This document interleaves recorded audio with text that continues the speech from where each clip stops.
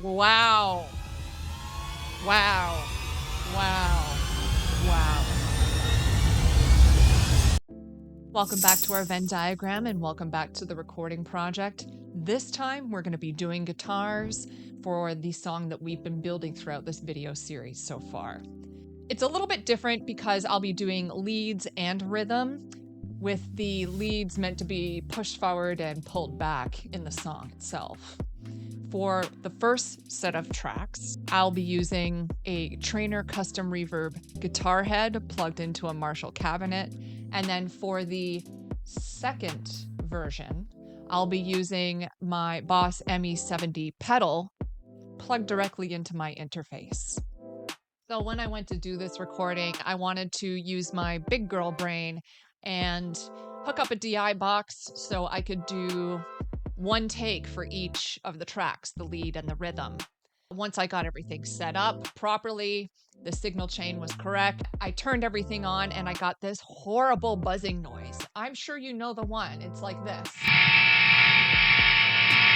Now, from what I could think of, it was either I've got like a crappy power source here where I'm recording, or it's because I split the signal into two.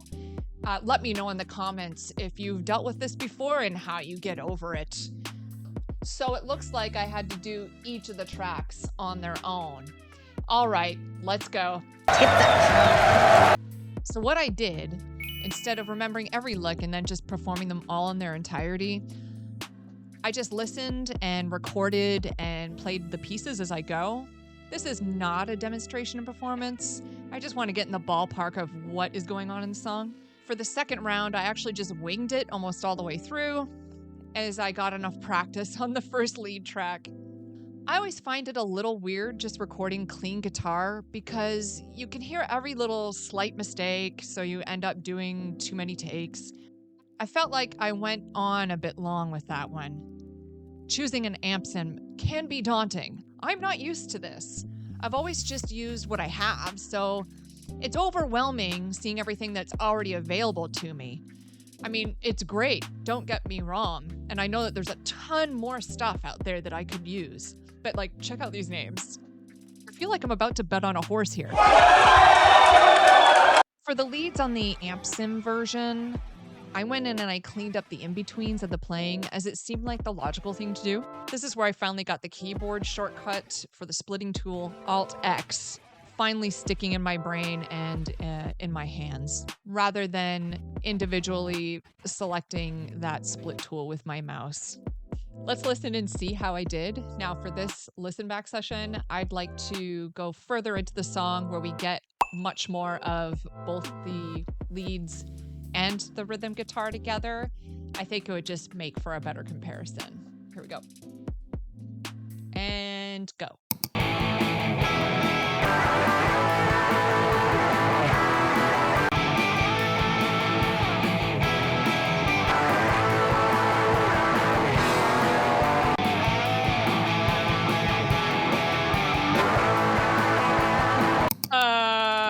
Wow.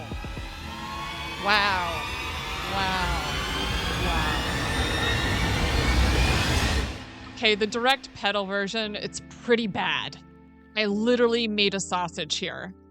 And what I mean by that is, like, just looking at the waveform itself, clearly I did something wrong.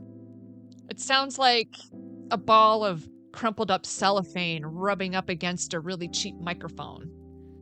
I kind of knew this was happening as I was recording, but I do feel it's important to compare the two and then move through the mistake and learn that way.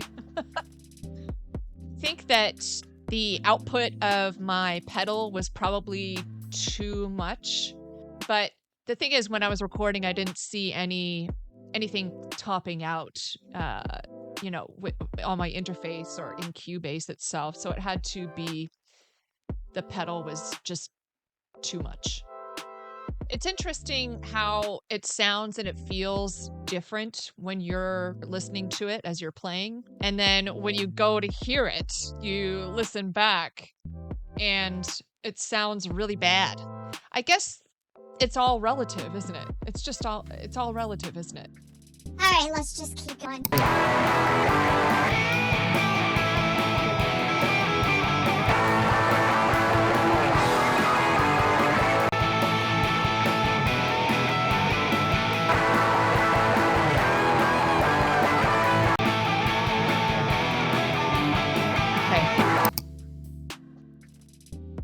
The amp sim version at least sounds like a guitar, and there's definitely room for me to tweak what I already have there.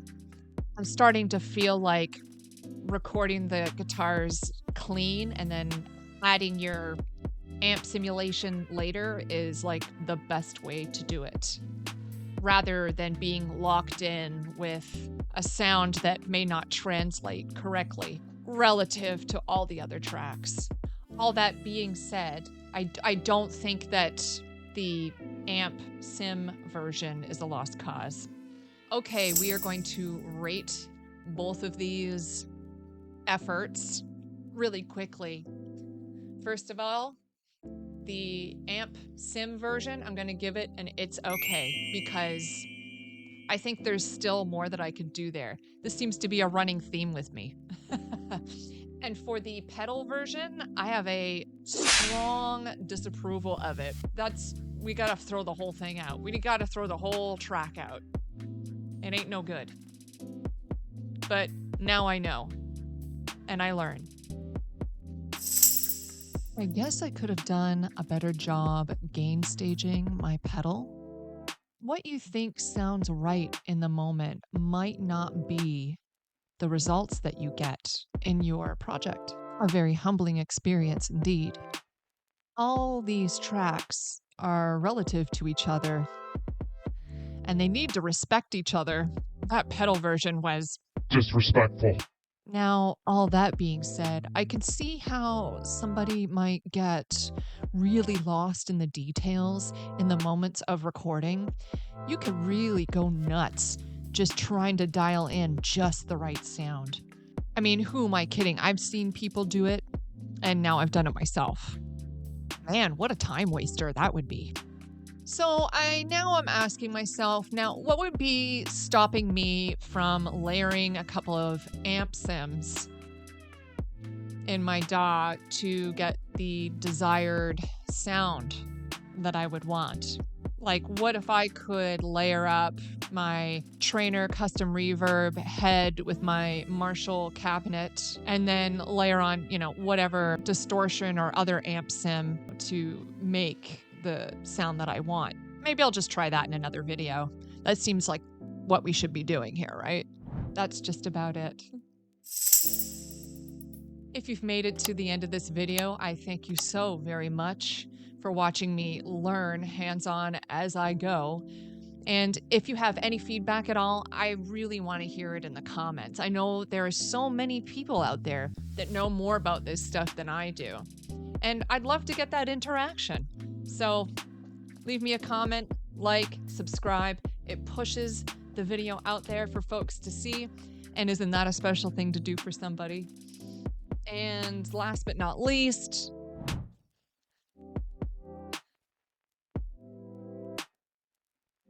these are the MVPs of this video. Thank you so much. Goodbye.